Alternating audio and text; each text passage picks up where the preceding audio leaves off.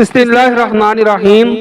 آنکھ سے نکلنے والا وہ پانی وضو توڑتا ہے جو کسی آنکھ کی بیماری یا آنکھ میں زخم کی وجہ سے نکلے، جبکہ پیاز کاٹتے وقت یا آنکھ میں کوئی ذرہ چلے جانے سے آنکھوں سے نکلنے والا پانی چونکہ کسی بیماری یا زخم کی وجہ سے نہیں نکلا، لہذا اس پانی کے نکلنے سے وضو نہیں ٹوٹے گا۔ جیسا کہ فقہاء کرام کی تصریحات کے مطابق جو پانی بغیر کسی بیماری کے جسم سے نکلے تو وہ پانی پاک ہے۔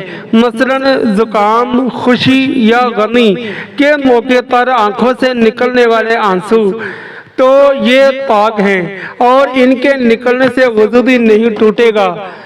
اگر پانی بغیر کسی بیماری، درد وغیرہ کے نکلے تو وہ پاک ہے اور ناکی سے وضو بھی نہیں۔ جیسا کہ تحفۃ الفقہاء میں ہے، جب غیر سبیلین سے خارج ہونے والی چیز پاک ہو، مثلا آنسو، تھوک، رینٹ، پسینہ، دودھ وغیرہ، تو بالاجماع ان چیزوں سے وضو نہیں ٹوٹے گا، اور اگر ناپاک ہو تو وہ وضو ٹوٹ جائے گا۔